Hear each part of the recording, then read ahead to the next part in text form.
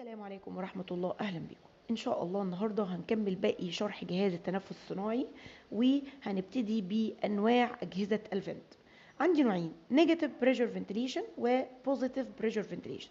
النوع الأول وهو النيجاتيف بريشر فنتيليشن، ده التنفس عن طريق الضغط السلبي، وده شبه التنفس الطبيعي ولكن ما عادش حد بيستخدمه.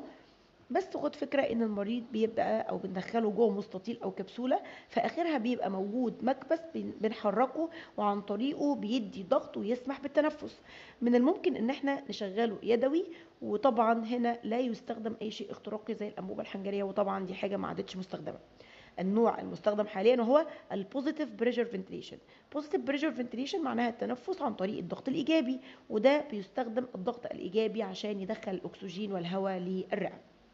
طب ايه هي بقى انواع البوزيتيف بريشر فنتيليشن؟ عندي نوعين: البريشر سايكلد والفوليوم سايكلد فنتيليشن.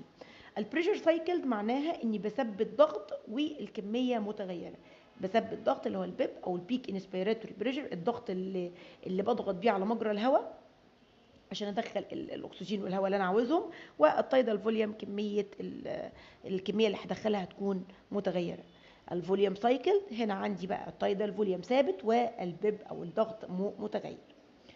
هناخد انواع كل واحده فيهم ونبتدي بالفوليوم سايكلد او المودات اللي بثبت فيها التايدال فوليوم. عندي حاجه اسمها الاسيست كنترول فنتريشن، وعندي الكنترول مانداتوري فنتريشن، وعندي الاس اي ام في، ودي اشهر المودات. اول حاجه عندي الكنترول مانداتوري فنتريشن. كنترول مانداتوري فنتريشن معناها ان الجهاز هو اللي بيعمل كل حاجه، العيان مش بيعمل اي حاجه، وهنا بنسميها كنترولد او تايم تريجر. العيان بيكون نايم مديله سيديشن، والجهاز هو اللي بيدي النفس وهو اللي بيخرجه، وبنتحكم فيه عن طريق البارامترز الموجوده. النوع الثاني هو الاسيست كنترول فنتليشن، وهنا ده بستخدمه مع عيان بيعرف يبدا النفس او بيعرف ياخد النفس، ولكن عنده مشكله. كمثال، عنده ويكنس في الريسبيراتوري ماسل او ضعف في عضلات التنفس، فلما بيبتدي ما بيقدرش يكمل، وهنا لو العيان هو اللي بدا النفس بنسميها بيشنت تريجر، وده النوع الثاني. النوع الثالث الاس اي ام في، اللي هو سينكرونايزد انترميتنت مانداتوري فنتيليشن، او المود المتزامن مع المريض، وده مود كويس جدا. معناها ان هنا ان في تزامن بين العيان والجهاز، وده في جزئين من النفس. عندي فنتليتور بريس، يعني الجهاز بيدي نفس، وسبونتينوس بريس، والمريض بيدي نفس. في تزامن بين الاثنين، يعني العيان بيحس المريض وبيتزامن بيديه على حسب هو محتاج ايه، وده ممكن نستخدمه من ضمن المودات بتاعه الويننج او الفصل من على جهاز التنفس الصناعي. ندخل على البريشر مود. البريشر مود عندي فيها اكتر من نوع. اول حاجه عندي البريشر كنترول فنتريشن او البي سي في. ده قريب شويه من الكنترول مانداتوري فنتريشن هنا، ولكن هنا احنا بنحدد ضغط، بنثبت ضغط على مجرى الهواء، والفنت بيدي نفس. هنا بيسمح بوقت للشهيق بوقت كافي.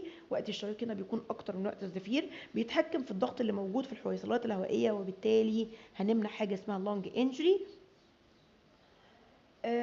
ده طبعا لو زاد الالفولاي ريزيستنس هيقل كميه الهواء الداخله، لان الضغط ثابت والكميه متغيره. ده بالنسبه للبي سي في. رقم 2 البريشر سبورت فنتيليشن او البي اس في.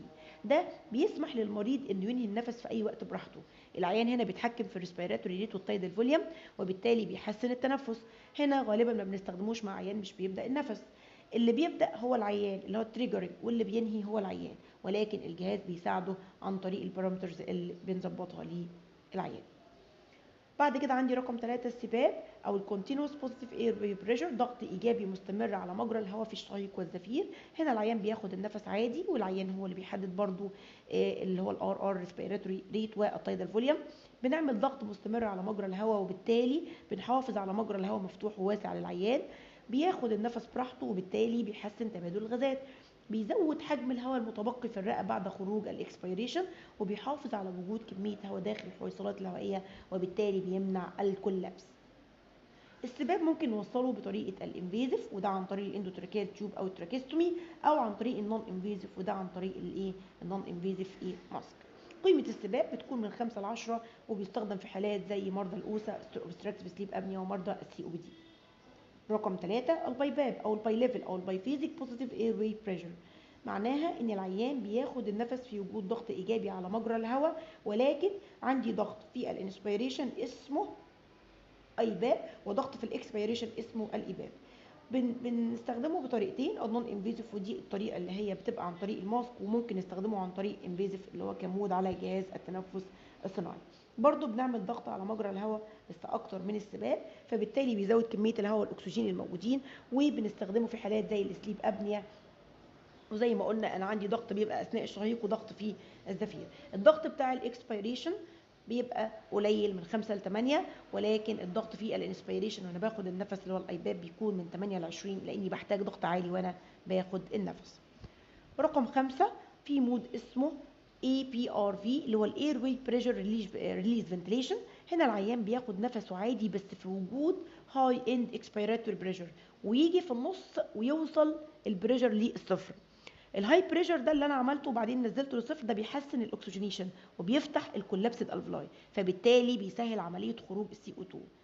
احيانا طبعا او المفروض ما بنستخدموش مع مرضى السي او بي دي والازمه او السيفير ازمه تحديدا، لان هم ما عندهمش القدره ان هم يفضوا الرئه بسرعه. المود رقم 6 ال HFOV الهاي فريكوانسي اوسيليشن فنتيليشن، معناها ان انا بعمل تهويه عاليه التردد مع تايدال فوليوم قليل بمعدل سريع على شكل ذبذبات. فايده الذبذبات اللي عندي دي ان هي بتعمل ضغط كبير على الرئه، وبالتالي بتفتح الكولابسد الفولاي. التايدال فوليوم القليل ده بيقلل خطر الاصابه بالفوليتروما. من عيوبه بس ان هو ممكن يدخل العيان في هايبوتنشن، ونتيجه زياده الضغط داخل الصدر بيعمل هاي انتراثوراسيك بريشر. العيوب ممكن يعمل لي باروتروما، وباروتروما معناها ان الرئه حصل فيها تليف عشان الجهاز دخل كميه كبيره من الضغط فعمل تمزق في الحويصلات الهوائيه وتسريب الهواء.